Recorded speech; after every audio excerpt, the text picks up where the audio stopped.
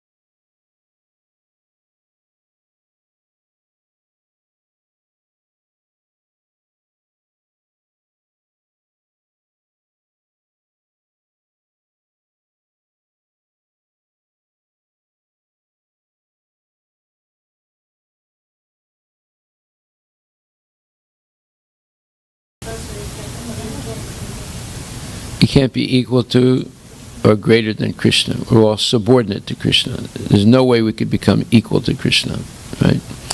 Is the part ever equal to the whole? No. Okay.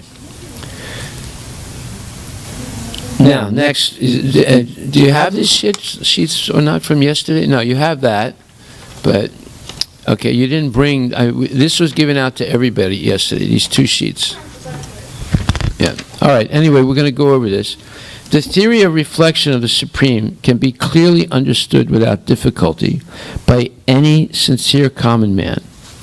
When there is a reflection of the sky on the water, both the sky and the stars are seen within the water. But it is understood that the sky and the stars are not to be accepted on the same level, meaning on the same level as the water. The stars are parts of the sky, and therefore they cannot be equal to the whole. The sky is the whole, and the stars are parts. They can't be one and the same.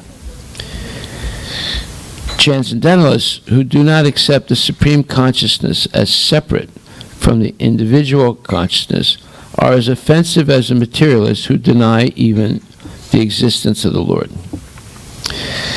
So, those people who are yogis and do not accept that the supreme consciousness, meaning Krishna, is separate from the individual consciousness.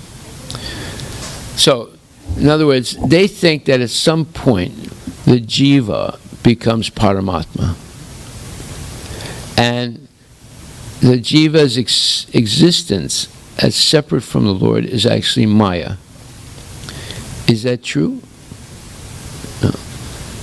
How do we know that?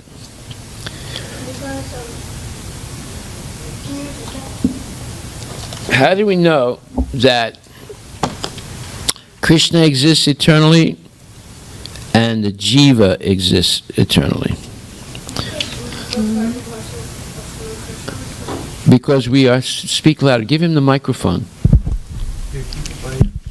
Because we're part and parcel of Lord Krishna, so we're eternal and Krishna is eternal. Yeah, now what is the verse in the second chapter, 12th verse? Na tvevaham jatu nasam na tvam nemi janadibaha na chaivina bhavishyama sarvevayam atakparam. This verse says, never was there a time when I did not exist, nor you, nor all these kings, nor in the future shall any of us cease to be. Second chapter, 12th verse. Radha, you should take notes. This is not a time to chant your rounds. Okay, so, and then there's another verse that explains the same thing. 15th chapter, 7th verse. Bhagavad Gita. Mamaivam sa jiva bhuta jiva loka sanatana manaksastan indriyani pakritistani karsati. Okay, so both verses clearly say that Krishna is an eternal person and each jiva, each living entity, is an eternal person. They're always separate, but Krishna always accompanies the jiva. The Mayavadis say that the separate existence of the jiva is Maya, and there's only one thing that is Brahman. They also say Krishna as an individual is also Maya, and there's only one thing, Brahman, and everyone can merge into this Brahman.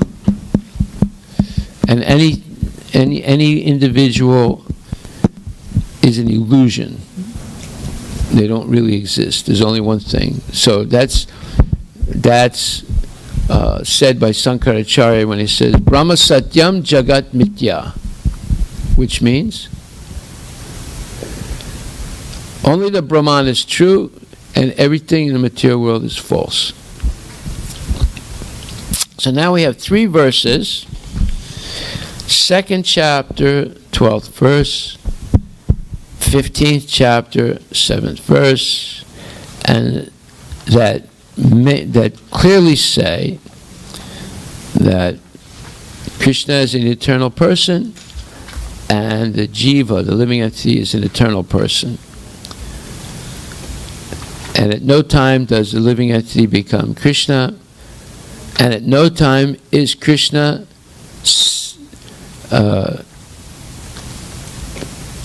is the living entity separated from Krishna. You're always together.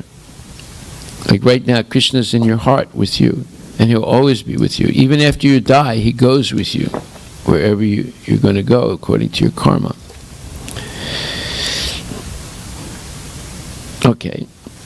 So persons who think like this, that, oh, Krishna is somewhere else and we're here, he doesn't care about us, or by meditation we can become Krishna, they're both offenders to Krishna. And Prabhupada says here, such offenders cannot actually see the lotus feet of the Lord within themselves. As long as we have an offensive attitude like that, we cannot see Krishna. The devotees of the Lord are so kind that they roam to all places to enlighten people in God consciousness. The offenders, however, lose the chance to receive the Lord's devotees, although the offenseless common man is at once influenced by the devotee's presence. What does that mean? Anybody? Let me read it again and hear it. Such offenders, the offenders who think that Krishna is separate from the jiva, or the offenders who think that the jiva becomes Krishna by meditation. Such offenders cannot actually see the lotus feet of the Lord within themselves. What does that mean? Yes. Microphone. Okay, today, Advait is the microphone man. Stay there. You're going to bring it back. When the people who are envious of Lord, so that means they are envious of themselves as well, and that's why in their heart they cannot see the lotus feet of the Lord. They cannot feel their presence because they deny the existence of God. Yeah, all you need is one false concept in the mind about Krishna and the jiva. You become an offender, and you can never see Krishna in your heart. Then the next part of the sentence says, nor are the offenders able to see the devotees of the Lord. What does that mean? Nor are the offenders able to see the devotees of the Lord. Yes. They can't. Offenders can't see the devotees of the Lord because they think Krishna is not there, because he's really far away, and he doesn't care about us. So hold it up. So they don't know. They don't think that they don't know who devotees of Krishna are. Yeah. Well, basically, if they're envious of Krishna, as Mataji said, then they're envious of themselves. What happens when you become envious of yourself? Anybody know? Huh? Well, no. You become envious of yourself means you will deny yourself the opportunity to be Krishna conscious, even though there is an opportunity. You will deny yourself. That means you're envious of yourself, and that's coming from originally being envious of Krishna, because we're part and parcel of Krishna. If we become envious of Krishna, we become envious of ourselves also. And whenever there's a chance to be Krishna conscious, we deny it. And then it says, the devotees of the Lord are so kind that they roam to all places to enlighten people in God consciousness. What does that mean? Kishori. Kishori, I just asked you a question. I asked you the following question. The devotees of the Lord are so kind that they roam to all places to enlighten people in God consciousness. What does that mean?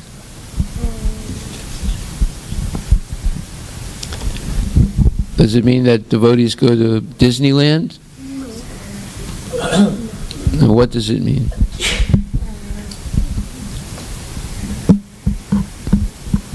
Oh, you want me to read it again?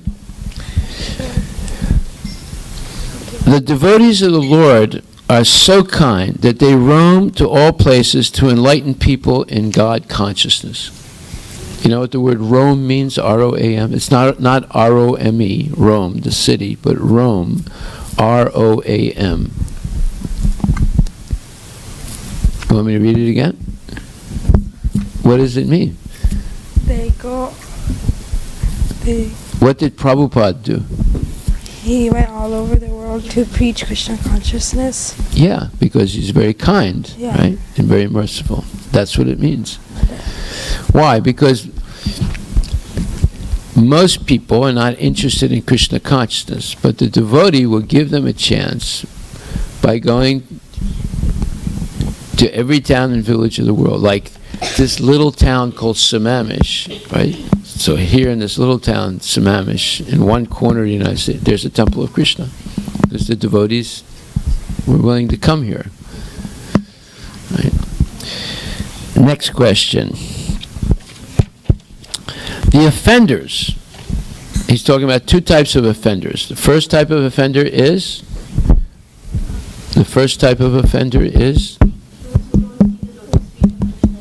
that both of them don't see. But the first type of offender is? No. Yes.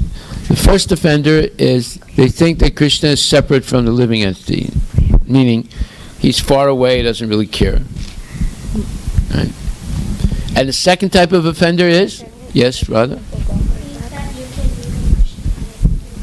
Yes, they think that they can become Krishna. So it says, the offenders lose the chance to receive the Lord's devotees, although the offenseless common man is at once influenced by the devotee's presence. Let me read that again and tell me what this means. The offenders, okay, Krishna, as soon as you come, you begin to talk. Sit over here and listen. Okay. The offenders lose the chance to receive the Lord's devotees, although the offenseless common man is at once influenced by the devotee's presence. What does that mean? Yamuna.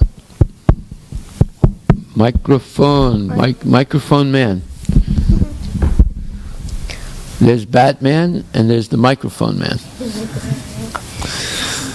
So the offenders, they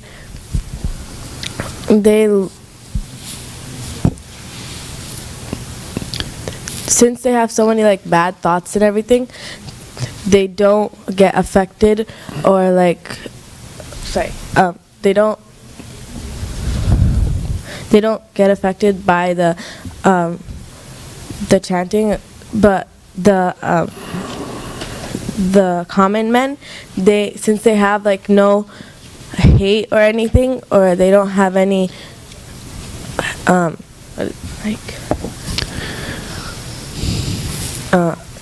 they don't have any bad thoughts about them, then they get influenced, and then they buy a book or something like that.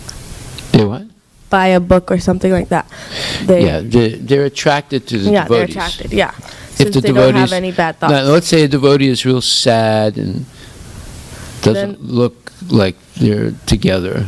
Then they're not that attractive because they think they're like some ordinary But the devotees sad are person. happy, enthusiastic, chanting, dressed nicely, have tilak on, etc. People get attracted to them. Why? Because they're offenseless. They haven't committed any offenses. What is the offense? Is to have misconceptions in the mind. The offenders have two, that Prabhupada's talking about here, have two major misconceptions. They think that Krishna is separate from the living entity. Is that true? Is Krishna separate from the living entity? No. No. How do you, but does that mean Krishna is the living entity and the living entity is Krishna? No. What does it mean then? Krishna is not separate from the living entity. It means that Krishna is always with you everywhere. As Paramatma. Yes. Or the second offensive thought, the second misconception is that the living entity can become Krishna by some yoga practice. Is that true? No. Right. Okay. In the next sentence, in this connection, there's an interesting story of a hunter and Devarsi Narada, or Narada Muni. A hunter in the forest, although a great sinner, was not an intentional offender. The hunter in the forest, although a great sinner, was not an intentional offender. What does that mean? An intentional offender. Radha. Wait a minute, you have to raise your hand. Not your feet, not your nose, but your hand. Okay, but Radha raised first, but then I'll call on you next. Go ahead. He was not, like, he doesn't know anything, like, Right. he doesn't know that you shouldn't be killing animals and stuff. So Yeah. he's not doing it intentionally. Right. Good. Krishna 1, you wanted to say something. Yeah. Give him the microphone. Hold it closer to your mouth. Like, basically what she said. Hold it closer. Basically what she said, but then like, he's still offending the animal. Like, he doesn't want to. Like, he doesn't know. He didn't know. Right. His father taught him, his grandfather did the same thing, his great-grandfather did. So it was a family tradition, killing animals. No. No, but in their family, it was a tradition. So he didn't know that it's wrong to do that. He wasn't an intentional offender. He didn't know it and purposely do it. Right? So it says, a hunter in the forest, although a great sinner, was not an intentional offender. He was at once influenced by the presence of Narada, and he agreed to take the path of devotion, leaving aside his hearth and home. What does that mean? Let me read it again. And Tulsi, listen very carefully. I want you to answer the question, okay? Listen carefully. A hunter in the forest, although a great sinner, was not an intentional offender.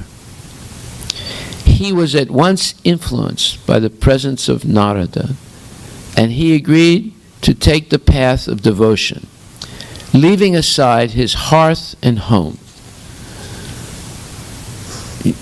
Give her the microphone. What? Give her the microphone. Tulsi. Okay, I'll read the sentence slowly, part by part. You tell me what it means. You ready? A hunter in the forest, although a great sinner, was not an intentional offender. What does that mean? Tulsi, speak into the microphone.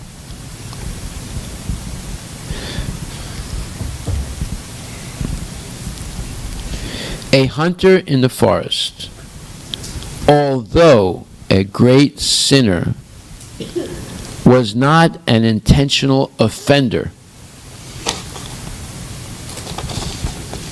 Point one, there's a hunter, right?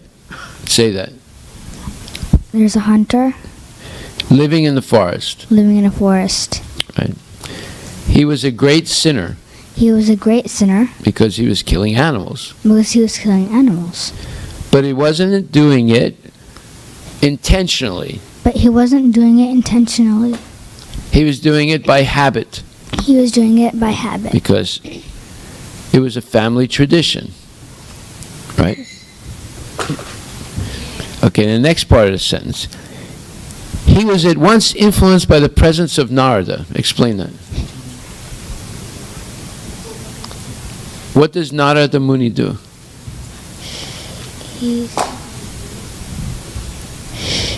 Yes. What does Narada Muni do? He stops the hunter from killing animals. Yeah, but what does he do normally?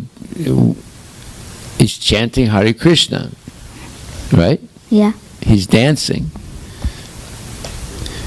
So when the hunter saw him, even though he's a great sinner, but he was not intentionally sinning, he was doing it out of ignorance, he became attracted to Narada Muni. Okay? Next part of the sentence. He agreed to take the path of devotion. What does that mean? Instead of killing animals, he wanted to become a devotee. Yes. And the next part, leaving aside his hearth and home. Hearth is H-E-A-R-T-H. Anybody know what that means? Hearth and home. Yes. What does hearth mean specifically? This is an old English term. Hearth and home. The hearth is where you cook your food. It was like, a fireplace with a chimney. So that hearth, people, they would live in small houses in England, and the kitchen and the living room were sort of connected, and they would sit, either they had a wood stove or a coal stove to cook their food, and it would also keep the house warm. So they were always around that hearth. The hearth is where you cook your food. So when you say hearth and home, you're basically referring to where you spend the most of your time with your family, right? And it can be generations, right? They could be living in the same house for generations. So if you leave your hearth and home, you're leaving aside your whole family tradition, and dynastic, generations. So it says, leaving aside his hearth and home, meaning he left his old habits that he had learned from his family, killing animals and eating them. That's what he's trying to say here. He left his hearth and home, meaning he gave up his attachment to everything that was not Krishna conscious that he had learned from his family. What was Arjuna's problem? Why did he refuse to follow Krishna's instruction? What was the main reason?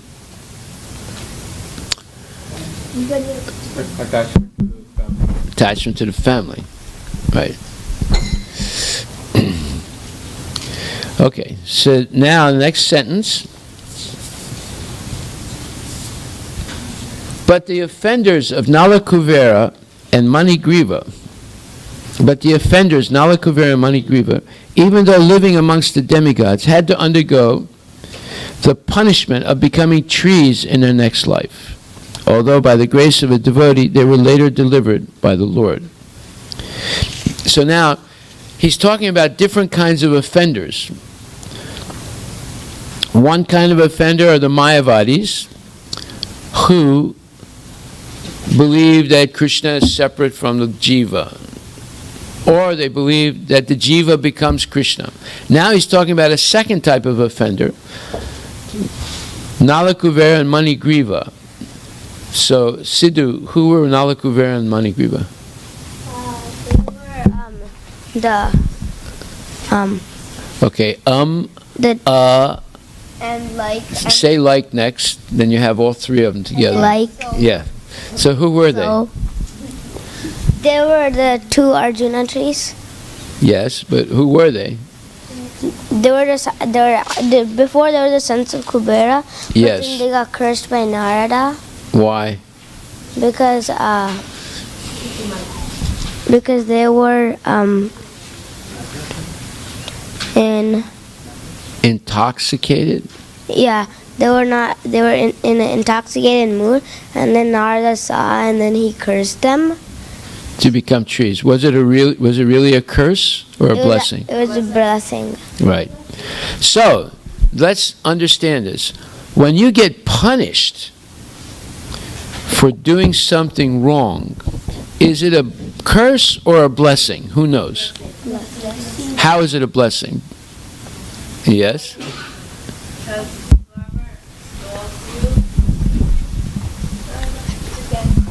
Because whoever scolds you is trying to tell you to do the right thing, and later on you can, instead of doing what you did wrong, you can do it right. Yeah, there's a saying in French, qui aime bien, châtie bien. Qui aime bien, châtie bien. Which means, if you really love someone, you will, châtie means punish them for wrongdoing. It doesn't mean you be cruel, but you will punish. Don't put your fingers in your mouth. That means you will punish them for doing something wrong. Why? To correct them, so they don't do things wrong. There's one book, it's written, it's called Lord of the Flies. It's required reading in English classes. Anybody you ever read Lord of the Flies? Anybody? You did. Both of you read it? Okay. So, what is Lord of the Flies all about? Go ahead, you can tell us.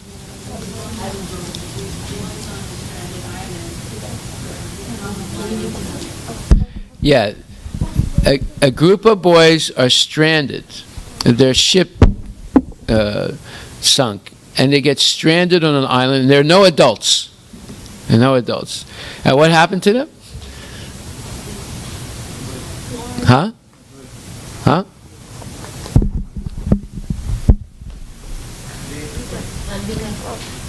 Okay, let Anvita say. Okay, good. What happened to these boys? So then what happened was at first they thought like it'd be fine, and then they're like playing around. But then what they found out was that on an island, there was like this I don't know if it was like a monster kind of thingy, and there's like all these troubles that they had to go through, and in the end like only a few survived. Well, yes, but what really happened is, okay, sure, you want to say something? Yeah, so they're like, there's like three, so they elected two like people. They at first elected one person, but like another group of kids, they had one leader, so they didn't want to follow like the other person, like the person everyone selected. So those two are like, that other one was always fighting. They were always fighting. Like, Yeah, what would happen? Let's say, what would happen if Krishna 1, Sidhu, Advait, Krishna 2, and a whole bunch of others ended up isolated on an island without any adults? What would happen? I'll chant Krishna's holy name. What? I'll chant Krishna's holy name. You would chant the holy name? Yeah. What would you do? What he said. What he said. What would you do, Sidhu? What he said. Okay, I'll do. Well, that would be in the beginning, but what would happen in the end? After a long time? You'll die. Yes. Yes. Yeah, just like they do here. They goof around, they play around, they get distracted. Right? Is that right, Krishna? Yeah, and then eventually they start fighting, and then eventually they would probably kill each other, which is what happened in The Lord of the Flies. Right? So, is it important to have the supervision of loving parents? Yes. Even if they scold you sometimes or punish you? Yes. Yeah, as long as, they do it with the idea of correcting your mistakes so that you grow up to be a good person. So there's a famous story that Prabhupada tells. There was a poor woman, and she had one son. Don't play with the microphone. And one day the son stole some potatoes from a grocer and brought it home and gave it to his mom. And the mother said, "Where'd you get it from?" He said, "Oh, don't ask." Why did he say don't ask? He did not want his mom to scold her. To him. But she said, "Okay, I won't ask, but thank you very much for bringing the potatoes. Now we have something to eat tonight." So because his mom didn't ask, he started bringing things home every day. Where do you think he got them from? From the grocery store. Well, anywhere, not just the grocery store. He started stealing. He started with the grocery store, then he ended up stealing from houses and factories and wherever he got better and better at it. And one day he was caught. When he was older, he had become a man, but this time, he was robbing people and all kinds of things. And then one day he got in a fight with someone he was stealing from, and they killed the person. So he went to court. They condemned him to die. And on the day of his hanging, it was a public hanging. This was not in the United States recently, but a long time ago. And they usually build the gallows. You know what a gallows is? It's where they hang a person in public. And they invite everyone to come and see what happens to the thief and murderer. And they set him up. His hands are tied behind his back. His feet are tied. And then they put the noose around his neck. And they say, "Do you have a last request?" And he said, "Yes, I want to speak to my mom." So the mother was in the audience. So she comes up on the gallows, and she's crying. And he says, come closer. And she said, yes. And he said, bring your ear a little closer so I can tell you some last thing. So she comes closer like this. He bites off her ear. Ew. And then he spits it in her face. And he said, if this is happening to me right now, it's your fault. Because you never corrected me. What? Yeah. So that's what happens when you don't have parents that really care about you and are willing to correct you. Because there's another saying in French, qui vole un œuf, volera un bœuf. You know what that means? Someone who steals an egg will eventually steal a buffalo.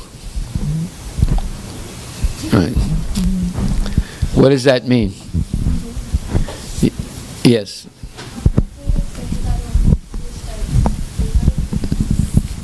Once you start stealing, then you will keep going on with it, so you'll start to steal bigger things because you want more and more. Isn't that what happened to the boy? Mm-hmm. Yes. Once you start, even if you steal a little thing and you think you get away with it, then you steal bigger and bigger things and so forth. Qui vole un œuf, volera un bœuf. French has a lot of funny proverbs. Not funny, but important proverbs. And I'm sure in Hindi also they have the same thing. Very nice proverbs. Okay, so whenever we get scolded or punished, we should thank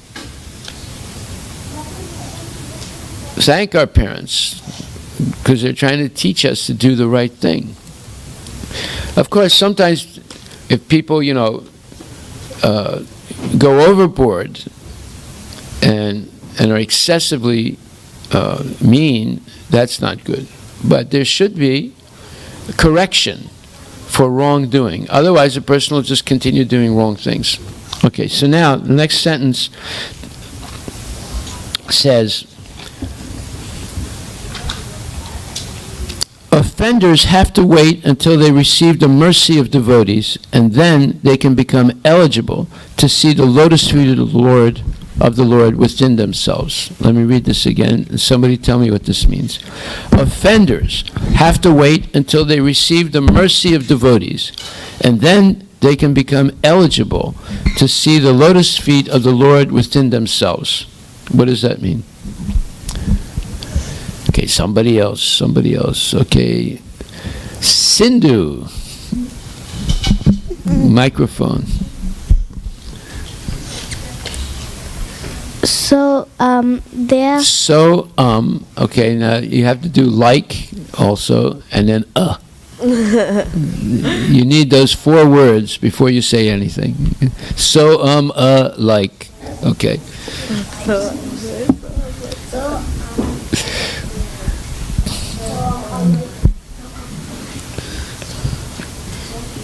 Yes. Let me read it again. Offenders have to wait until they receive the mercy of devotees, and then they can become eligible to see the lotus feet of the Lord within themselves. Offenders have to wait. So offenders have to get the mercy of a devotee to see to be able to see the lotus feet of the Lord. Yeah, and to clear away their offenses, to stop offending. Yes. So that's what happened to Migrari, the hunter. Narada Muni explained to him what would happen to him if he continued to kill animals and then torture them, half kill the animal and then torture it to death. And then he made him see what would happen to him. So then he said, okay, that's it. I'm never going to do it again.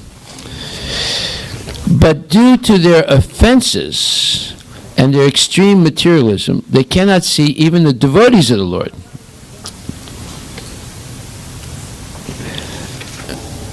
So, what we just read, now look how Prabhupada is writing. It's very nice. He says,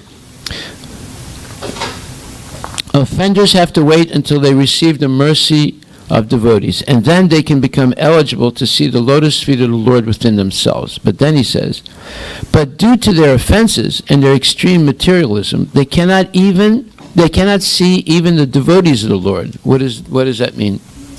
Yes, Yamuna, microphone. No, so like, okay? They have so many offenses that they can't even get the mercy of a devotee. Yes, and because without the mercy of the devotee, they'll never see the lotus feet of Krishna, right? Yes. Microphone. But how do they ever get to see Krishna? Well, the devotee will figure out a trick to have them stop committing offenses. Just like, what did Narada Muni do with Valmiki? Valmiki was a hunter also. What was his trick? Anybody know? Huh? Anybody? Okay. Gupta ji. Microphone for Gupta. Microphone for Gupta. Recite the Rama. So recite what? The Lama? Rama, but he Rama. asked him, What's Rama? What's Rama? What do you mean Rama? He could not recite Rama. What do you mean? So he cannot pronounce that name. So that's why he. Where did that name come from?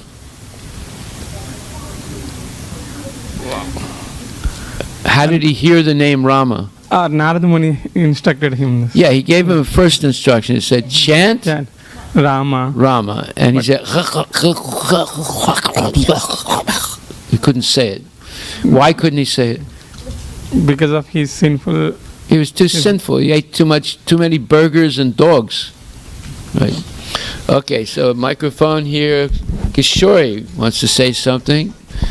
And Tulsi and then Radha. Go ahead. He said he started saying Mara means death. Where did he get that name from? So he couldn't say Rama, so Narada Muni told him to say Mara, and then soon he got like. What's Mara mean? Death. Death. How come he could say Mara and not Rama? Because he was. Radha. Because he used to kill all the animals and eat them and everything, so it's like basically death. Yeah, it was like second nature. It's natural for him to say Mara. And what happened, Tulsi? Say louder. Is that on? Is the green light on? So he kept on saying Mara, Mara, Mara, and then the middle formed the Rama. He said, Mara, Mara, Mara, Mara, Mara, Mara, Mara, Mara, Mara, Mara, Rama. What happened? He kept on saying Rama. Yeah, he started with Mara, but it turned into Rama by saying it quickly. So was this Narada Muni's trick? Yeah. Ah, you see? So he tricked him into becoming a devotee. He couldn't say Mara because he was Rama because he was too sinful, but he could say Mara because he was killing animals all the time. But by repeating Mara, Mara, Mara, it became Rama, Rama, Rama. So can you do the same thing? Like, for example, how do you spell God backwards? Dog. So if you say dog, dog, dog, dog, dog, does it become God, God, God, God, God? No, it doesn't. No, it won't. Probably won't. But Mara can become Rama if you say it over and over again and fast enough. Right. Okay, so the last sentence is, engaged in external activities, they kill internal vision. What does that mean? Engaged in external activities, meaning sinful external activities, they kill the internal vision. What is he referring to here? Arush.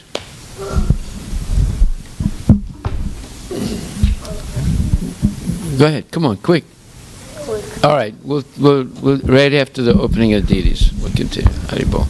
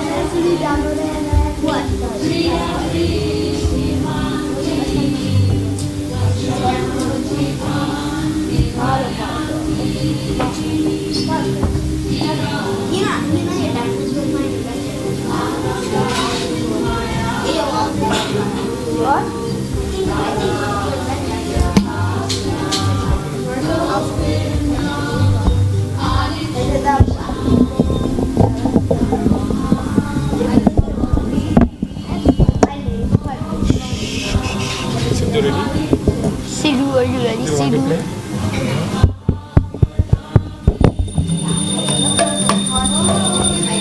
KP, we're going on next Saturday. KP, next Saturday is called KP, next Saturday we're playing with Danga. KP, next Saturday you're playing with Danga. Next Sunday we're playing with Danga.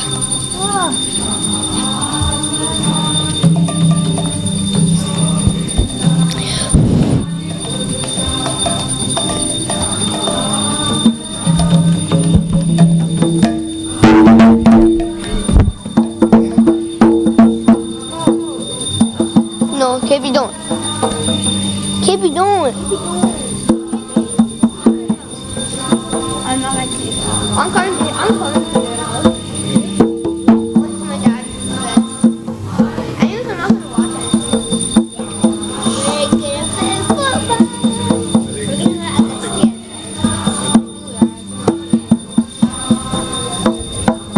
No, I'm gonna stay in your house. My dad said.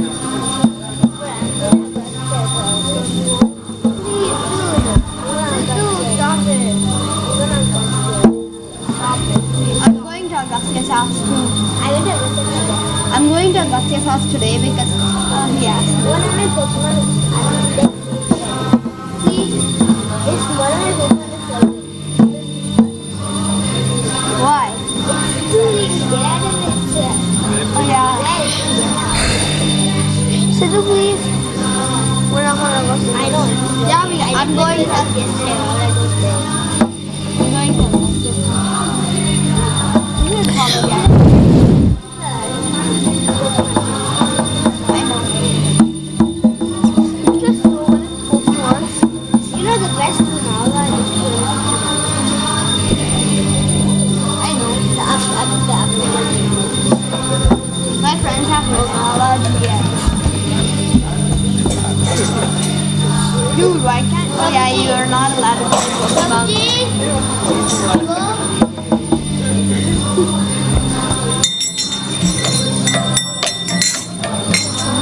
You're dirty, Prabhu. This is the thing is, someone stop acting like American. Accents like American now, right? Sidhu, your accents like American now. Right? Your accents like American now.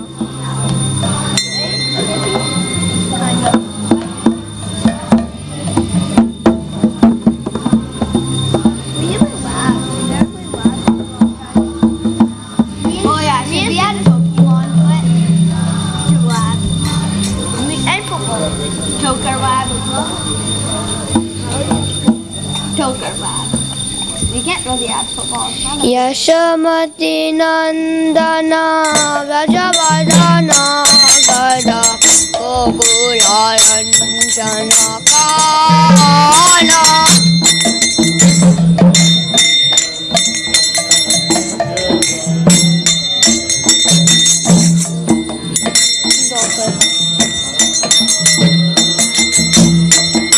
Yashomati Nandana Vrajavadana Gada Gokula Ranjana Kana.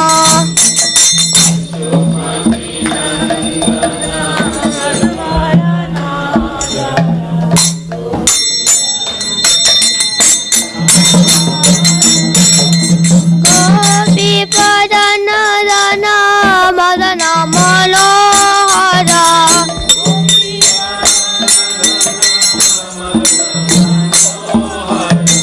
Kaliya Damana Vidana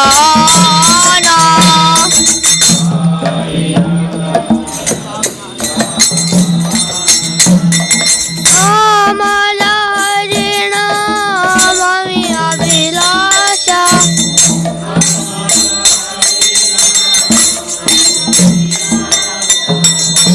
Mina Purandara Navina Nagarabora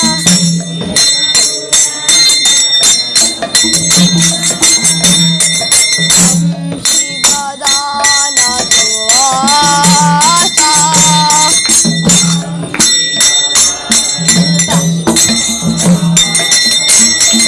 Rajana Palana Surakulana Sana Close to mic. Nanda Godana Dakovala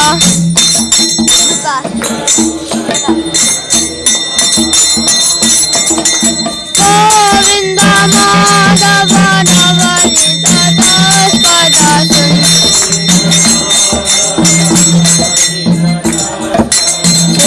Sundarananda Gopala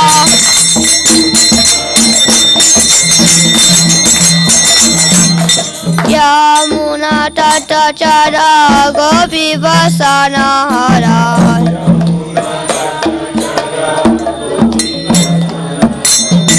Laka Lasika Kripa Moya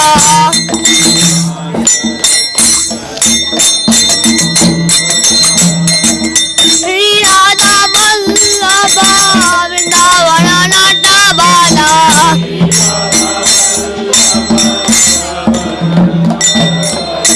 Bhakti Vinoda Shaya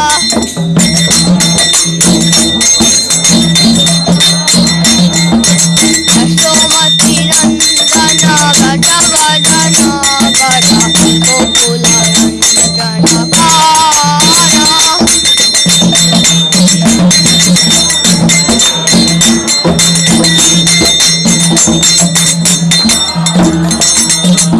Gopi Baranadana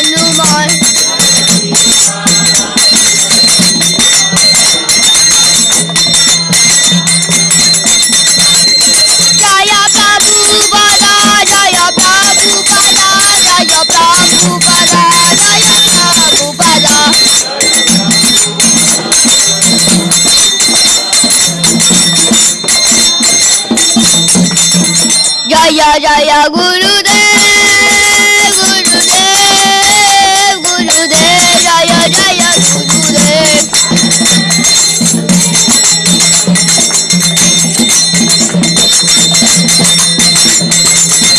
Jaya Jaya Gurudev, Gurudev, Gurudev, Jaya Jaya Gurudev.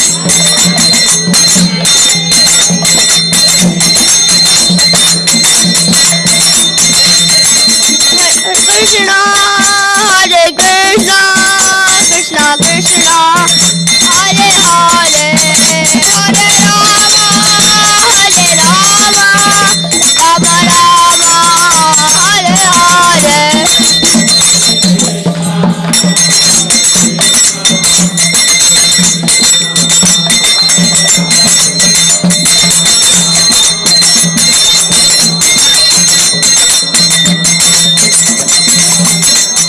Nitya Gora Hari Bol, Hari Bol, Hari Bol, Nitya Gora Hari Bol.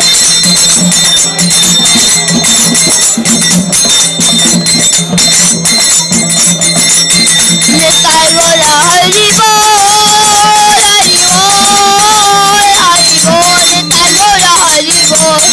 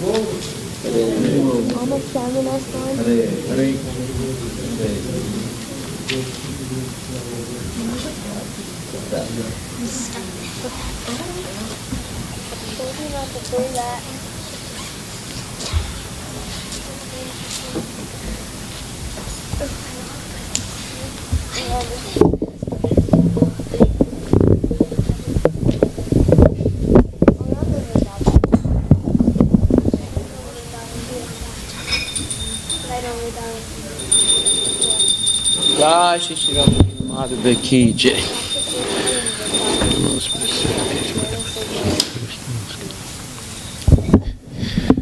So we stopped on the phrase, engaged in external activities, they kill the internal vision. What does that mean? Arush was going to say something. Huh? Arush, yes. Engaged in external activities, they kill the internal vision. What it means is, when people are engaged in external activities that are sinful, they kill the internal vision. What is the internal vision? Internal means inside. What is inside? Knowledge. Inside your heart. What's inside your heart? Soul. And? Krishna. Yes. So if a person is engaged in external activities that are sinful, they'll never be able to understand the presence of Krishna in the heart as the super soul or Paramatma. Nor will they understand that their soul, the individual soul, is different than the body. They'll never understand those two things. What are those two things they never understand? The super soul and the body. No. The super soul, yes, that's one thing they'll never understand. And second?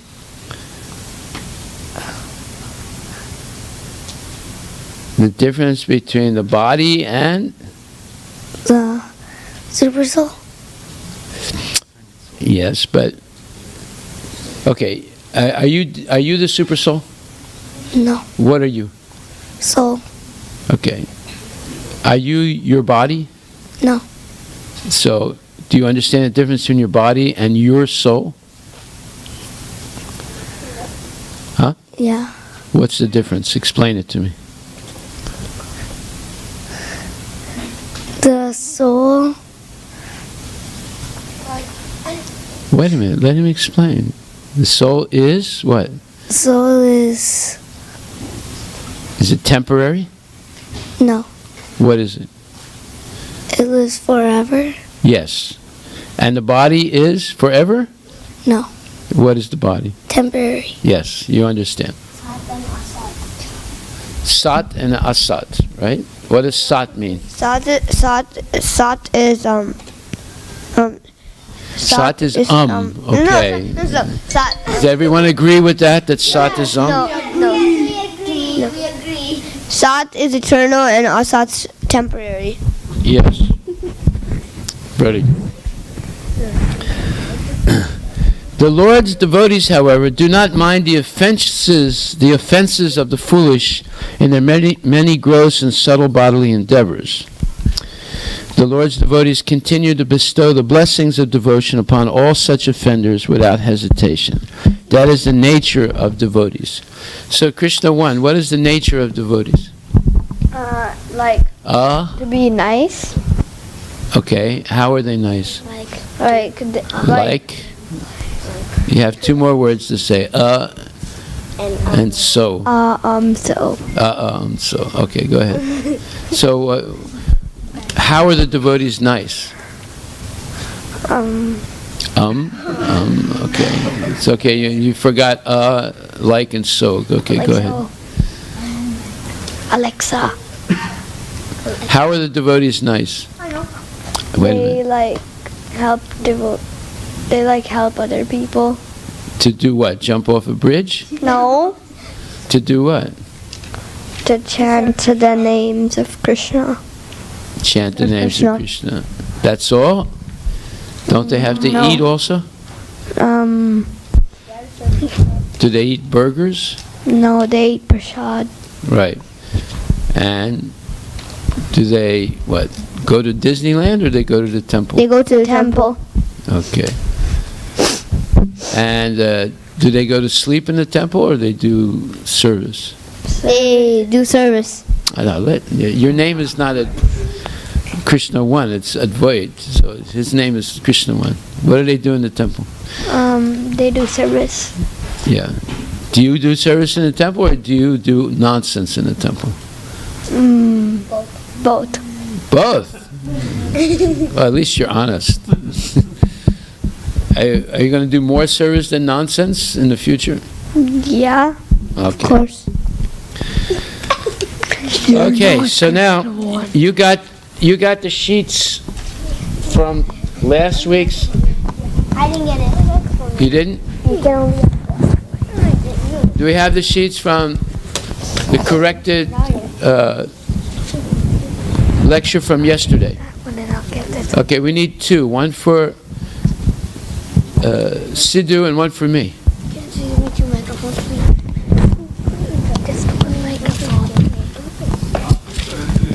Huh? Yesterday. I need one more for myself. Oh, we need more than one.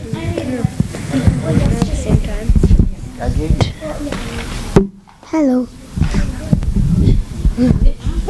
Okay, and one for Sidhu. One for Sidhu. Okay, now we're going to read this. We'll start over here.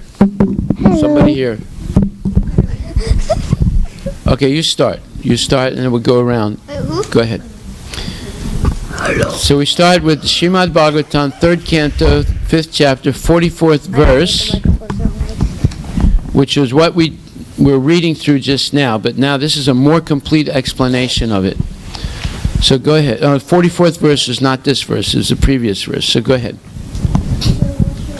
You don't have to read the Sanskrit, just read the English translation.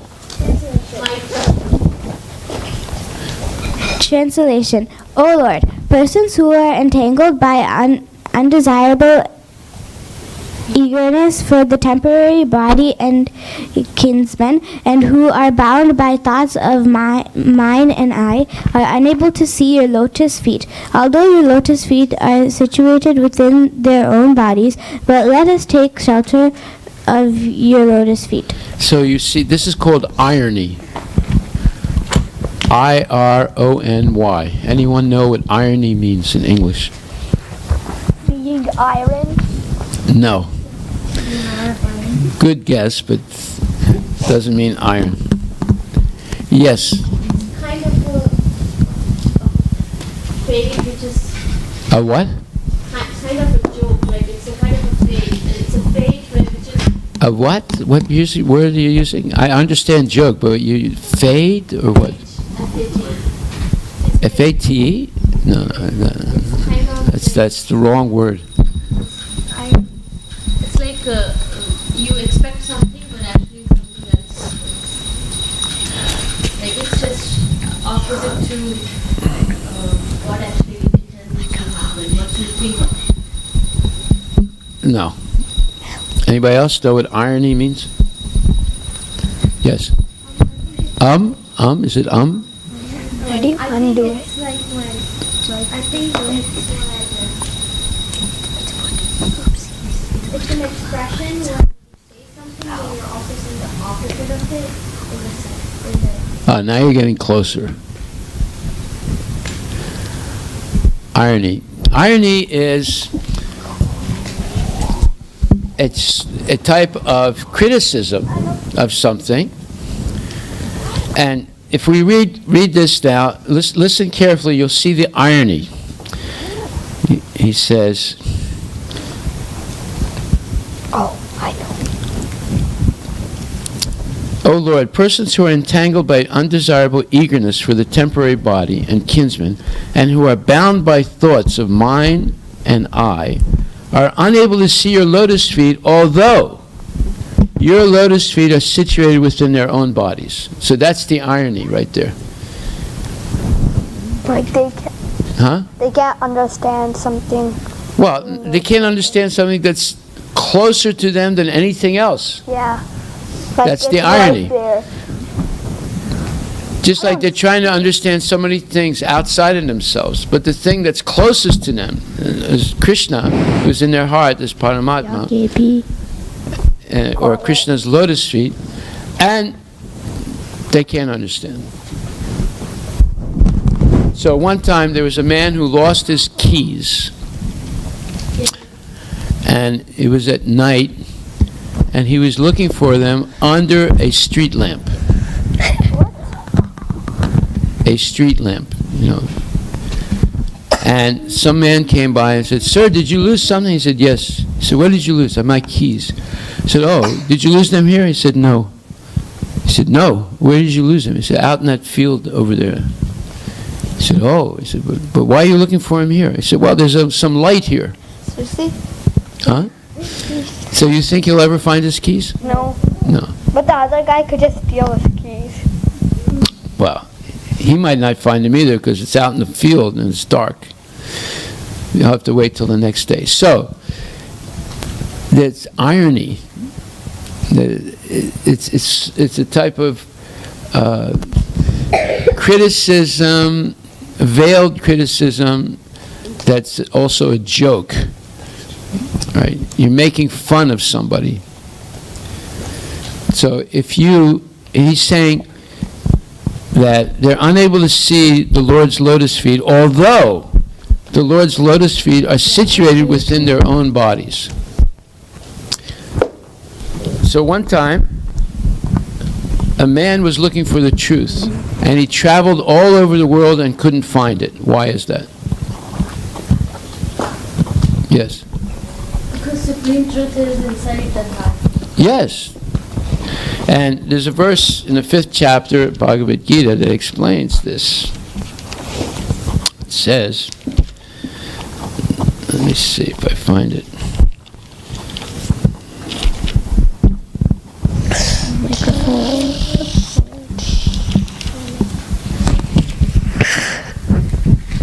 Microphone.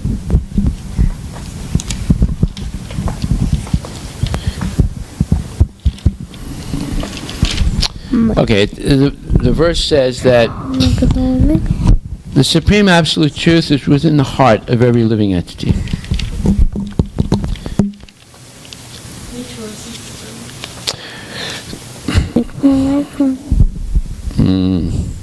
Oh, Wait a minute, I'm looking in the wrong place. One second. It's the 5th chapter. Oh yeah, 5th chapter, verse number 24. It says, Yo natasuko antar aramas, tatantar jyotir evaya, sayogi brahma nirvanam, brahma bhuto adigachati. This verse says, let's repeat it. One whose happiness is within, who is active, and rejoices within, and whose aim is inward, is actually the perfect mystic. perfect mystic. So he uses, in one sentence, he uses the word within twice, and then he says also inward, which means the same thing as within. So what is he saying? What is Krishna saying to Arjuna here in this verse? One whose happiness is within, who is active and rejoices within, and whose aim is inward, is actually the perfect mystic. Now, let's say you go to a baseball game or a football game, is your happiness within or without? Out. It's outside of you, right? Does this verse say that you'll find happiness outside of you or inside of you? Inside of you. Yeah. So, let's say you go to school and you have a lot of friends at school. Are all your friends in school looking for happiness inside of themselves or outside of themselves? Outside. All right. So this is irony. Irony means that it's a type of, let's say, quirky thing, that happiness is within, but everyone's looking for it without. Happiness is in your heart, but everyone's looking for it in Disneyland or in a swimming pool or at the beach or at a baseball game. It's like the man looking for his keys under the street lamp, but he lost them in a field. Will he ever find his keys? No. So will the people find their happiness outside of themselves? No. Because happiness is within. Nope. Yes. And Prabhupada says, let me read the purport, then you can ask him. Prabhupada says, unless one is able to relish happiness from within, how can one retire from the external engagements meant for deriving superficial happiness? What does superficial happiness mean? Superficial happiness. Anybody know? Real happiness. What? Real happiness. Fake happiness. Absolutely wrong. Fake happiness. 100% wrong. Fake happiness. Fake. Yes. What does superficial mean? Why did they say artificial? Superficial means it's not real. It's very, very temporary, and it's like fake gold. It's like a fake Rolex watch that you can buy on the street in Hong Kong for $35. You know how much a Rolex watch, a gold Rolex watch, costs? $35,000. Yeah, it can go up to $35,000.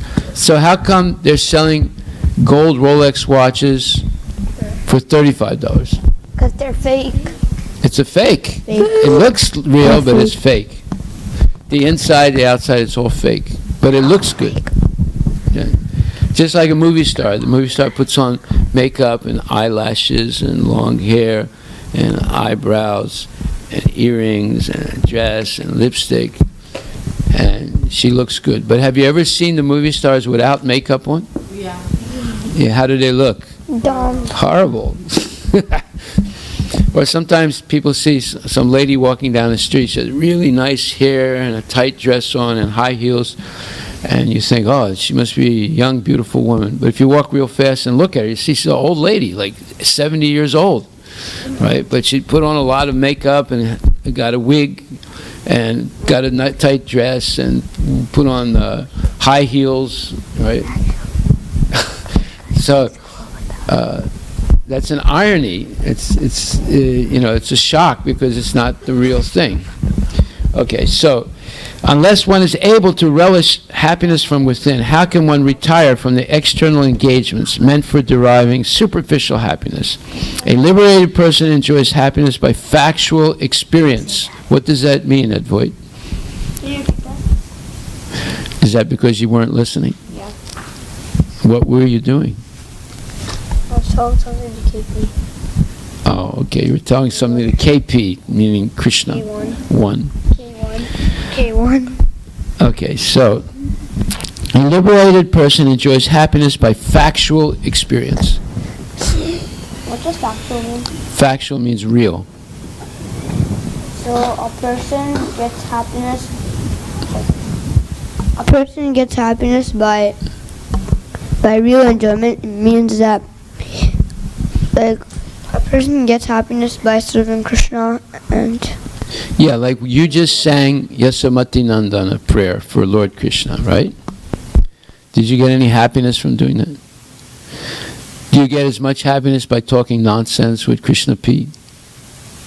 No? I hope not. Yeah.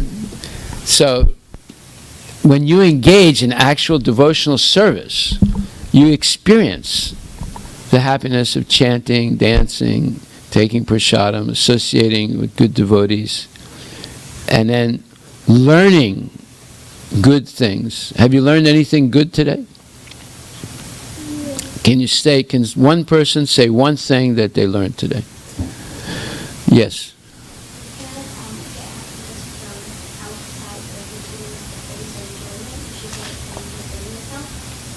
Yeah, and what gives you happiness within yourself? No, within yourself. The deity is also outside, right? What do you find inside? Blood, bones, stool, urine? What do you find? What are you going to find inside? Krishna. Yes. Do you think it's possible, or is it just a fairy tale? Possible. Yes. Yeah. In fact, this is what the yogis are looking for. That's why they can sit in freezing water in the wintertime in the Himalayas and tolerate it, because they're seeing Krishna within their heart. Could you sit in freezing water in the wintertime? Right. But yogis can do it because they're seeing Krishna within their heart. Yeah. And Prahlad Maharaj, was he afraid of Hiranyakashipu, his father? Why? He was a devotee of Krishna, and he was not only that. and also he could see Krishna, and plus he What? He could see Krishna. Yes. And also Krishna always protected him. Yes. So when his father threw him off a mountain, who saved him? Yeah. When his father threw him in the ocean so he could drown, who saved him? Lord Krishna. When his father served him food with poison in it, who saved him? Lord Krishna. And when his father put him in a dungeon with poisonous snakes, who saved him? Krishna. And when his father tried to choke him, who saved him? No. So was he seeing Krishna?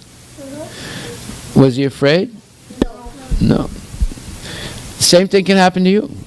You can also develop the vision of Krishna all the time. And he was immune to the fire also. Yeah. Krishna. Okay, so can anyone else say one thing that they learned today besides finding happiness within? Okay, Krishna, one. What irony means? Irony, yes. Okay, wait a minute. I'm going to look it up. Let me get the exact meaning of it. Well, can you speak louder?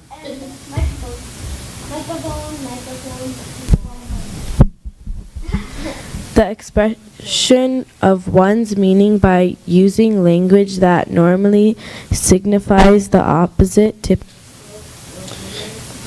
Typically for humorous or emphatic effect.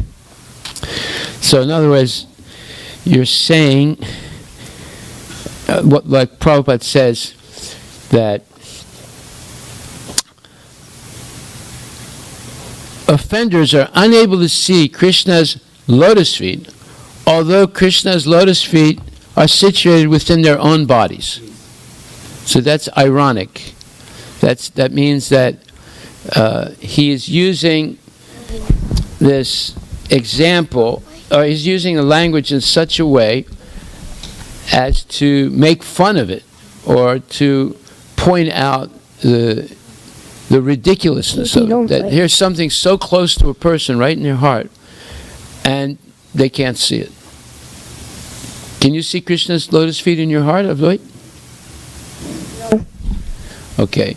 Do you think Krishna's lotus feet are in your are within? Yes. Yeah. Why?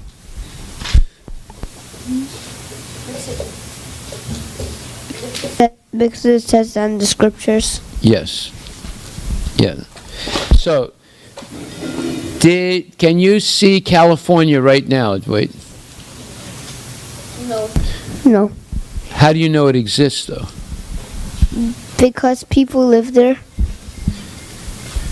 Yeah, and you've seen a map, right? Yes. Well, you have faith, but based on what? Just on thin air, or faith based on what? Facts. Yes. Facts. Okay, so now let's continue here. Who is reading? Who's going to read? Okay, go ahead. The purport. Undesirable eagerness for temporary body. Undesirable eagerness for the temporary body and who are And temporary things.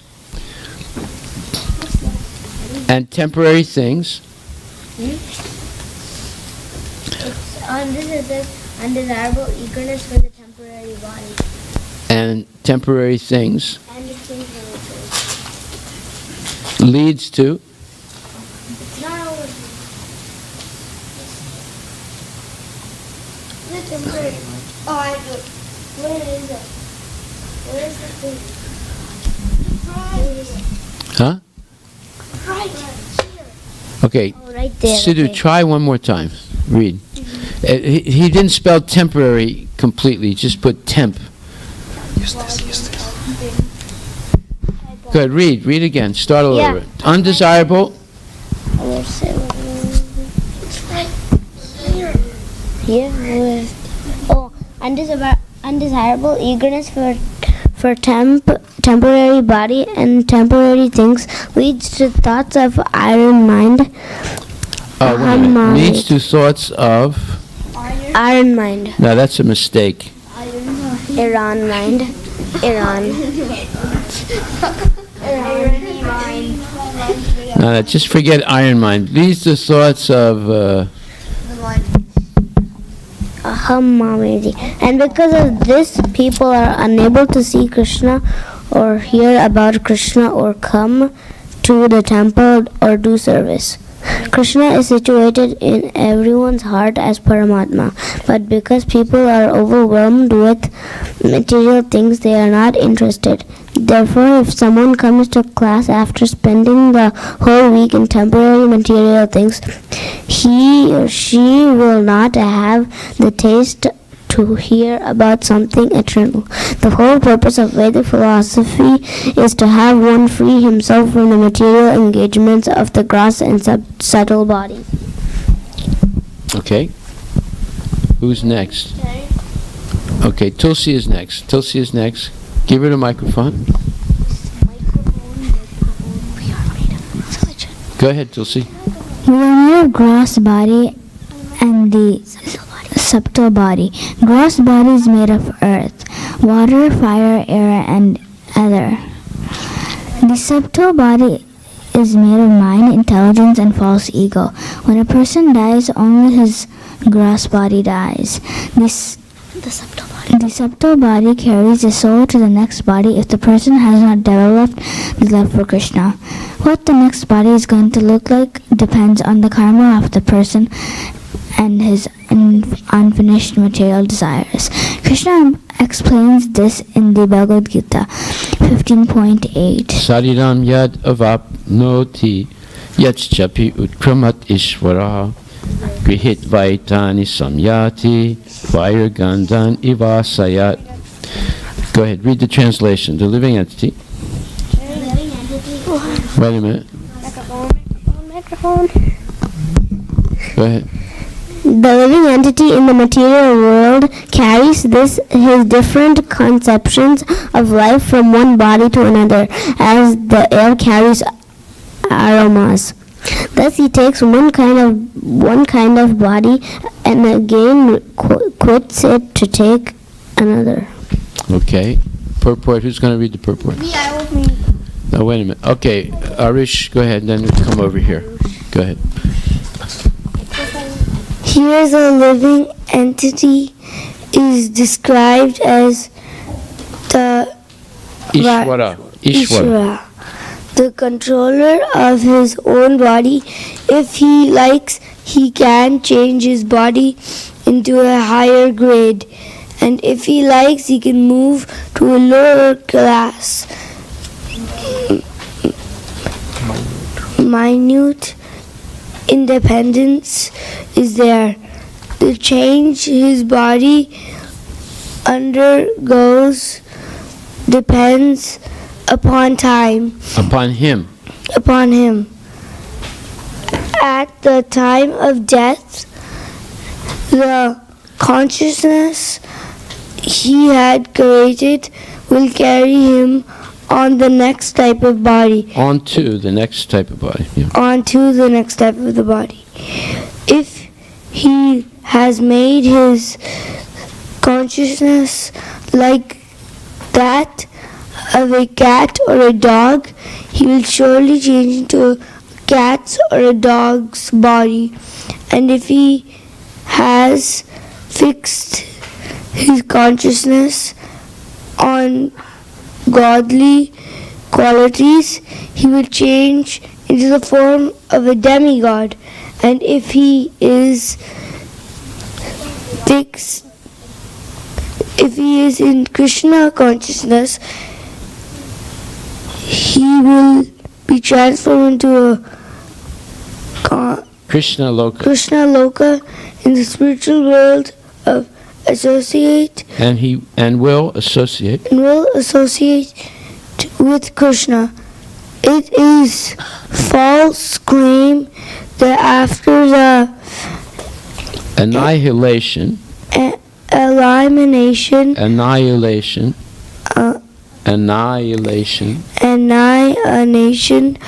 of this body, everything is finished. The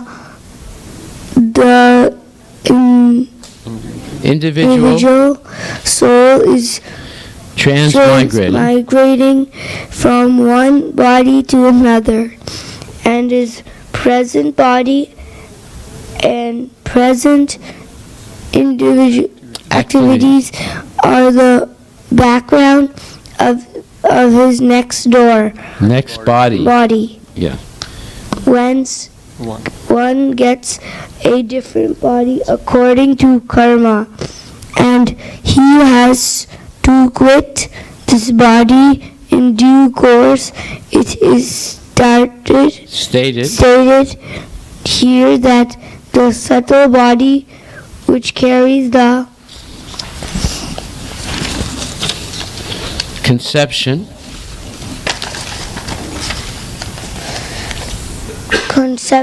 of the next body develops another body to the next life. In the next life. This process of transmigrating from one body to another and struggling while in the body is called Karsati, or struggle for existence. Okay, who's going to read next? Me. Go ahead. When we become attached to temporary things, it blocks our ability to understand anything about Krishna. Okay, read that again. It's very important. When we become attached to temporary things, it blocks our ability to understand anything about Krishna. Okay, so what does that mean? Anybody want to explain what that means? Okay, Krishna 1, go ahead. If we like and so. So like if we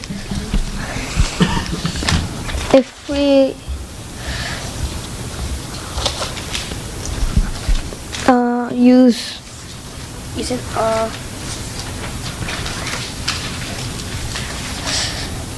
do I don't know how to say it. If we When we Or become yourself attached to temporary things, it blocks our ability to understand anything about Krishna. What does that mean? That means when we play with, like, When we play computer games, yeah, what happens? like we can't do any devotional service to Krishna. Yeah, we can't do any devotional service for Krishna. Good. That's something. Yes. God bless you. So, when we become attached to temporary things, it blocks our ability to understand anything about Krishna. So, when you're playing, like when you're playing outside with your friends, and when you're not playing, like How about when you're playing musical chairs? okay, except not that, but if you're playing like some non-devotional game with your friends, then you won't understand anything about Krishna. Yes. And if you also use temporary things without the service of Krishna, you don't even understand anything. When you use temporary things, what? So if you don't use them, In Krishna's service, yeah, temporary things in Krishna's servants, they take your mind away from Krishna. Okay. All right, next, who's going to read? Who's going to read? No, wait a minute. Okay. I never got to read. Who wants to read? Okay. No, wait. Everyone's going to go. Okay. Sindhu, go ahead and read. Oh, no, you already read. Let's see, who didn't? Okay, Yamuna, you read. Go ahead. Everyone should read. Go ahead. Srimad Bhagavatam Purport. The whole Vedic philosophy of life. The whole Vedic philosophy of life is that one should get rid of the material engagements of gross and subtle bodies, which only causes one to continue in a condemned life of miseries. Condemned life of miseries. Miseries means working hard, worrying, and having anxieties, getting into arguments, etc. As long as we have to have the undesirable engagements of temporary body. Undesirable what? Eagerness for temporary body and temporary things, we will have a condemned life of miseries, and in the next life our rebirth will be more horrible due to taking birth in the lower species. This is explained in the Bhagavad Gita 15.9. Yeah, there's an extra R there in the Bhagavad Gita. Okay. Just read the translation. The living entity. The living entity, thus taking another gross body, obtains a certain type of ear, eye, tongue, nose, and sense of touch, which are grouped about the mind. He thus enjoys a particular set of sense objects. So, you and I have both taken birth, and we all have a particular type of nose, ear, eyes, tongue, and sense of touch. So, have you ever heard of someone who's colorblind? Yeah. No? What does that mean? Who can explain what? Yes. It's when like they can't see some colors, like some people can't see blue or like green. Right. And so Or they red. can only see some colors out of all. Right. So they have a particular type of eye from birth, but it prohibits them from seeing certain colors. Right. Like a lot of animals have, like for example dogs, they can't see some colors, and I was watching this video and it was showing, I don't know how they got this, but it was showing how How the a dog bird sees? sees, how a dog sees, and it was just going through different filters of like how they see. Yeah, so Hare Krishna.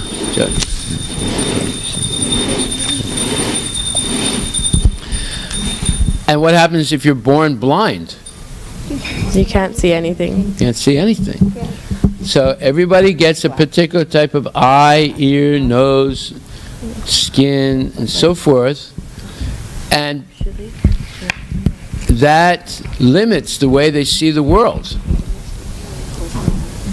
And not everybody sees in the same way, you see. Therefore,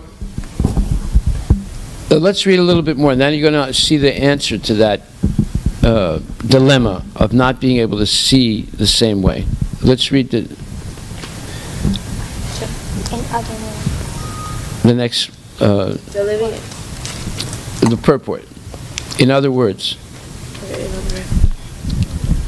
Okay, let's see, wait a minute. Kishore, you haven't read. In other words, if the living entity adulterates. In other words, if the living entity adulterates,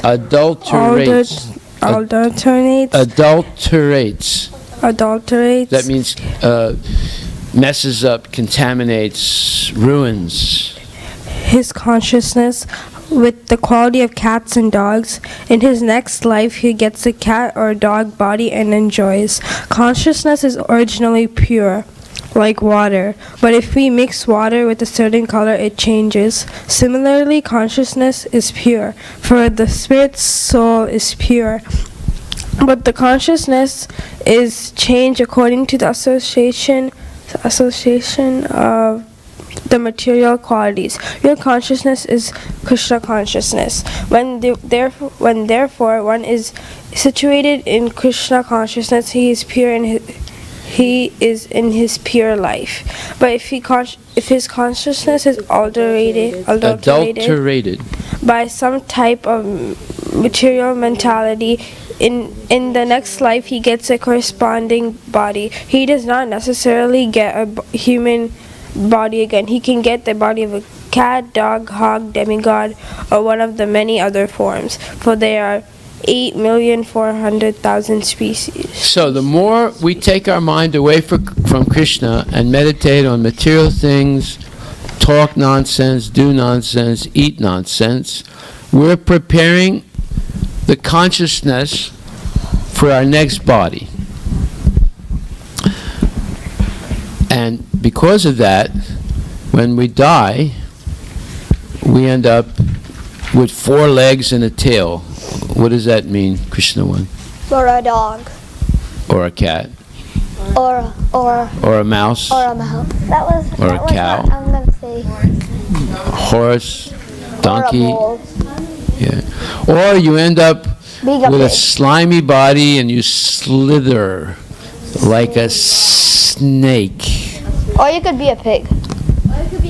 Or you could be a slug. Or a snail. Or a snail. Or a pig. No, a pig has 4 legs. We're talking about something that slithers. A snake. Yeah, or a slug.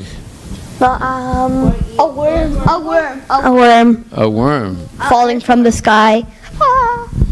Yeah. So can you imagine yourself, after a full lifetime of nonsense, taking birth as let's say a dog? Would that be a step up or a step down? Step down. Step down. Yeah, because if you develop the consciousness of a dog in this life, then you get the body of a dog, where you can be a dog and there's no sinful reaction to it. But as a human being, if you live like a dog, it's sinful, you see. So, like, if you like to eat meat, then in the next life, you get the body of a tiger. A tiger doesn't commit any sin by eating meat. But as a human being, if you eat meat, or if you try and eat your glasses, as Yamuna is trying to do, you get the body of a tiger, and you can eat all the meat you want. Can the tiger eat all the meat it wants? No. Yeah, because every animal will run away from the tiger. He can only eat what he catches, and sometimes he doesn't catch anything. And if he gets injured trying to catch something, then he won't be able to hunt for a couple of weeks or a month until he heals, you see. So tiger life is not, it's not... What? No, they don't eat vegetables. They don't like it. They only eat meat. Sometimes the dog will eat grass when it's sick, but normally not. It'll eat it like medicine. The cats also, sometimes they'll eat, but their normal food is meat. Huh? What? We'll do what? Do dogs eat cats? Yeah, of course. Okay, so now let's read some more. We want to read through this quickly. Can I read this? Okay, Radha is next. Foolish persons. Foolish persons. Microphone. Microphone.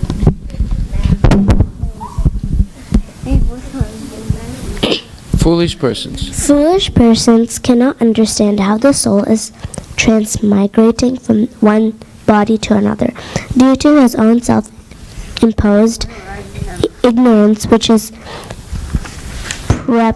Perpetuated. I mean, perpetuated by it means continued on and on. by continual sense gratification under the false notion that he is the controller and enjoyer of material nature. Only those persons happening the living entities. Awaken from the deep sleep, the deep state of ignorance. By the mercy of bona fide spiritual teachers can see what is really happening Okay, to the living entities. What is really happening to the living entities. In the material world, with real knowledge, the person takes up serious practice of spiritual life and begins the path of liberation from material ignorance and illusory pursuits. This is explained in the Bhagavad Gita 15.10. Next, who's going to read? Advait.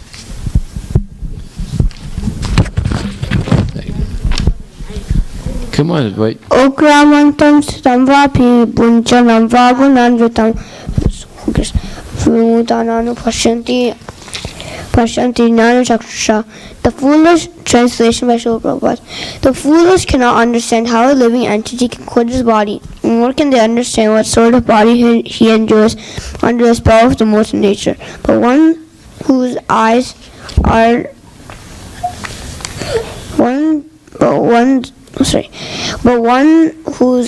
trained in knowledge can see all this. Now, this is what we're trying to do in this class. This is what we're trying to train our eyes in knowledge of the Shastras, or knowledge of the scriptures, I didn't say that. so that we see properly. I never said that. What are we trying to do, Sidhu? No, I never said that. I never said that. Yeah, when you said the foolish, did you translation for Srila Prabhupada? No, I didn't. Okay, what are we trying to do here? Who knows what we're trying to do here? Okay. Who knows what we're trying to do here? Say it. Yes, Arush. We're trying to train our eyes to Why did you say that? Train our eyes. We're trying to train our eyes to?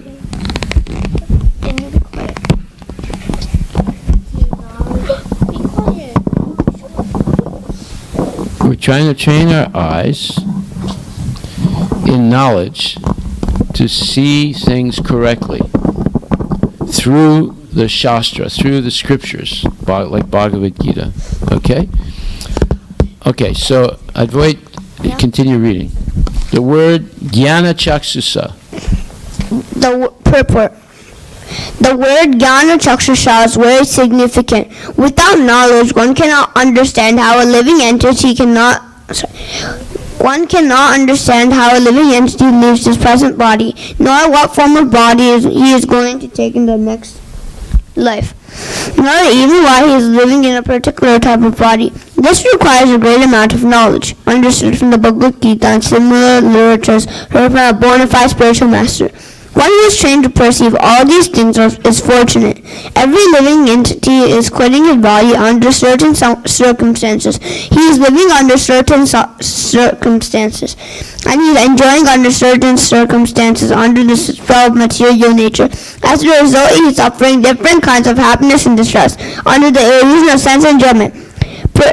Persons who are everlastingly fooled by lust and desire lose all power to understand their change of body and their stay in a particular body. They cannot comprehend it. That's a very significant statement. Persons who are everlastingly, meaning always, fooled by lust and desire lose all power to understand their change of body and their stay in a particular body. Go ahead. They cannot comprehend it. Those who have developed spiritual knowledge, however, can see that the spirit is different from the body and is changing its body and enduring and suffering in this material existence. Therefore, those who are highly developed in Krishna consciousness try their best to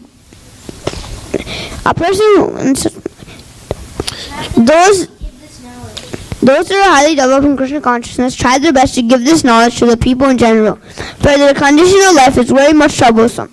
They should come out of it and be Krishna conscious and liberate themselves to transfer in the spiritual world. If a human being... Okay, very good. Then who else is going to read now? Let's see. Okay, Yamuna, you didn't get a chance yet, right? Yes, I did. You did? Okay, then who didn't get a chance? Tulsi Priya didn't get a chance. She did read, yeah. Okay, Pooja. If a human being remains ignorant of spiritual knowledge, he is condemned by his willful ignorance. By his own willful ignorance to transmigrate from one species to another to suffer a condemned life of miseries. One will suffer unnecessarily the repetition of birth and death over and over again in different species if they pursue a life of self-indulgence through sense gratification rather than a life of disciplined self-realization through cultivating Krishna consciousness. This is explained in Bhagavad Gita. Okay, so Krishna 1, can you tell us what means pursue a life of self-indulgence through sense gratification? What does self-indulgence mean? Yes. I hadn't heard what indulgence means. Okay, well, I'll tell you what it means. You were just now self-indulging yourself by talking nonsense. Now do you know what it means? Like provoking themselves? Not provoking, no. Self-indulgence means you are pleasing yourself by doing some nonsense. Okay? You got it? Would you agree with that? Do you agree with that? Yeah. And so what does it mean that leading a life of disciplined self-realization, what does that mean? Anybody? Disciplined self-realization. Yes. Disciplined self-realization means that you are focused on the goal of self-realization, but you have to follow the regulative principles and you have to be very disciplined. 4 do's and 4 don'ts. Excellent. Okay. We're almost finished. Let's just finish this because this was yesterday's class. Okay, who's going to... Okay, keep reading then. The endeavoring transcendentalists who are situated in self-realization can see all this clearly, but those whose minds are not developed and who are not situated in self-realization cannot see what is taking place, though they may try. Purport by Srila Prabhupada. There are many transcendentalists on the path of spiritual self-realization, but one who is not situated in self-realization cannot see how things are changing in the body of the living entity. The word yogina is significant in this connection.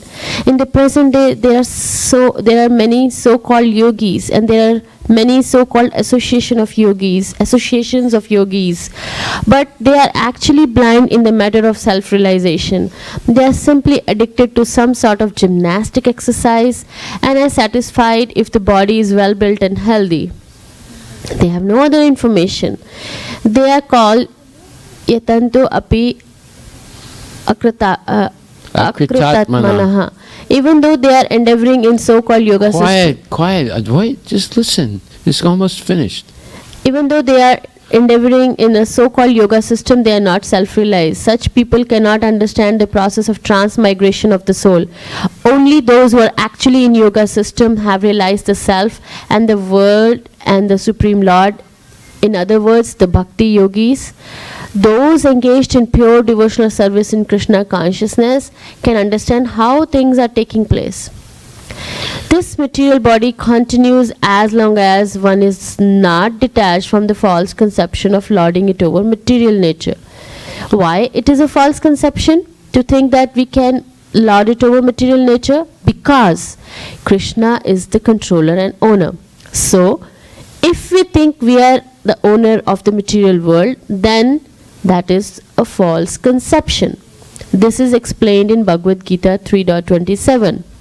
The spirit soul, bewildered by the influence of false ego, thinks himself the doer of activities that are in actuality carried out by the three modes of material nature. Purport by somebody else Srila read. Prabhupada. Go ahead, you read. You read? Two persons, one in Krishna consciousness and the other in material consciousness, working on the same level, may appear to be working on the same platform, but there is a wide gulf of difference in their respective positions. The person in material consciousness is convinced by false ego that he is the doer of everything.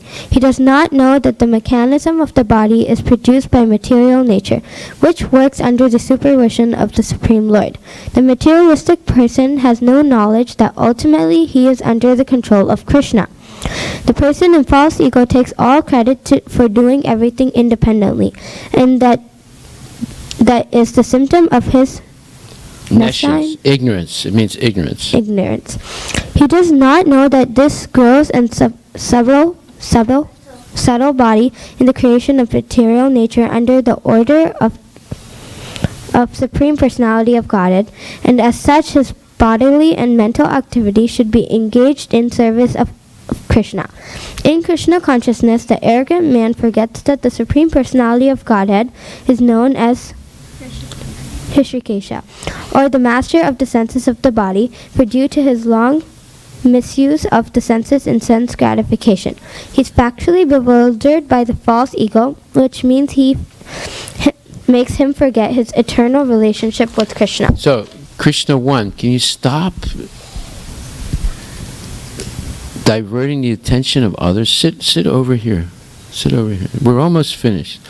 Okay, Sidhu, now you can read. Sindhu, you can read. The impetus of lording it over material nature is a sense of mine and I. Impetus, you know what impetus means? The force, the desire for lording. Yeah. This means because we are attached to material things and consider them as ours, we feel we control the world. Aham mama, I am everything. This conception of I am everything will hold people from ever understanding anything about Krishna, and it From will ever, I'm sorry, it should be not every, it should be ever. from ever understanding anything about Krishna, and it will hold people back from any attempt at self-realization. This is explained in Srimad Bhagavatam 5.5 to 5.5.8. Go ahead. As long as one does not. As long as one does not inquire about the spiritual values of life, one is defeated and subjected to miseries arising from ignorance. So you see, all suffering is due to ignorance. And it's completely unnecessary to suffer. But because people don't learn how to see things properly in relationship to Krishna, they think that they are the controller and the enjoyer, they suffer unnecessarily. Go ahead. Be it sinful or pious. Be sinful or pious. Karma has its resultant actions. If a person is engaged in any kind of karma, his mind is called karmatmaka. Karmatmaka, colored with fruitive activities. As long as the mind is impure, consciousness is unclear. And as long as one is absorbed in fruitive activity, he has to accept the material body. Okay, Sidhu, you want to read? You want to read? You know where we are? Okay, Arush, you read. Okay, you read, and then Sidhu, you'll read next. Go ahead. You know where we are? Yes. Microphone.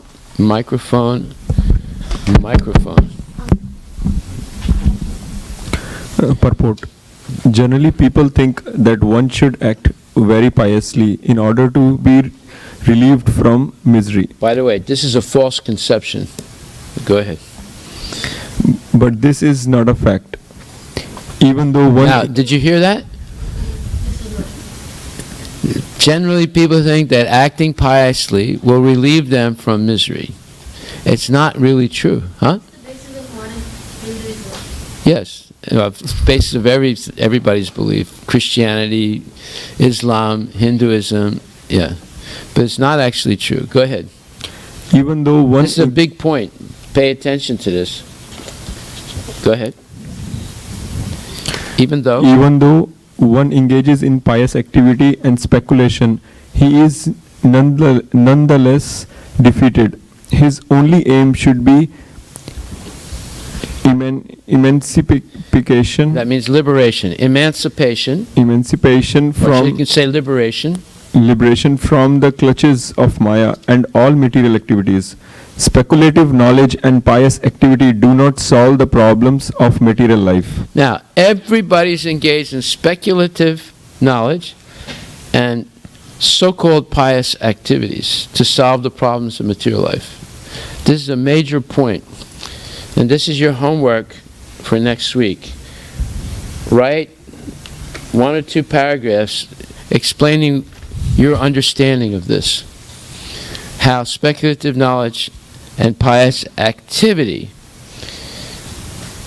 will lead to defeat, not to victory, in your quest to go back to Godhead. Go ahead. One should be inquisitive to understand his spiritual position. As stated in Bhagavad Gita 4.37, as a blazing fire turns firewood to ashes, O Arjuna, so does the fire of knowledge burn to ashes all reactions to material activities. Unless one understands the self and its activities, one has to be considered in material bondage. In Srimad Bhagavatam 10.2.32, it is also said, just read the English. A person who doesn't have knowledge of devotional service may think himself liberated, but actually he is not. Such people may approach the impersonal Brahman effulgence, but they fall down again into material enjoyment because they have no knowledge of devotional service. As long as one is interested in karma and jnana, he continues enduring the miseries of material life, birth, old age, disease and death. Karmis certainly take on one body after another. As far as jnanis are concerned, unless they are promoted to the topmost understanding, they must return to the material world. As explained in Bhagavad Gita 7.19, the point is to know Krishna, Vasudeva, as everything and surrender unto him.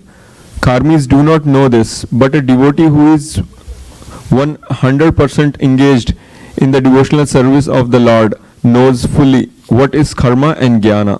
Therefore, a pure devotee is no longer interested in karma or jnana. The real bhakta is untouched by any tinge of karma and jnana. His only purpose in life is to serve the Lord. Okay, we'll stop right there. Who knows what the homework is for next week? Okay, Tulsi, go ahead.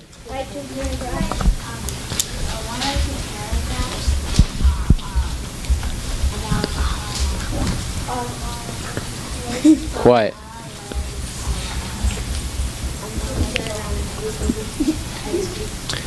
About how speculation and pious activities will lead to defeat, not to victory in material in this life. What?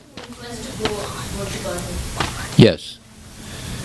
Almost everyone believes that speculation and pious activities will lead to liberation, but actually it leads to defeat.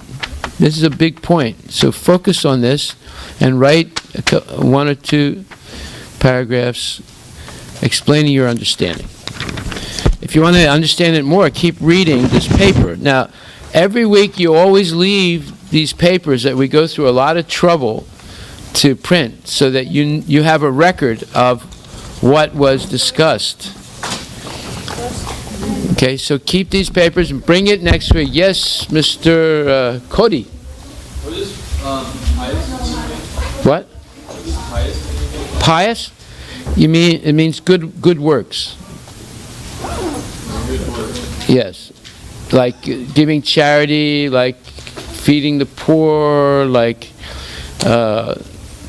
helping someone who's dying by reading the Bible to them or the Bhagavad Gita, you know. They're all pious activities. Going to church on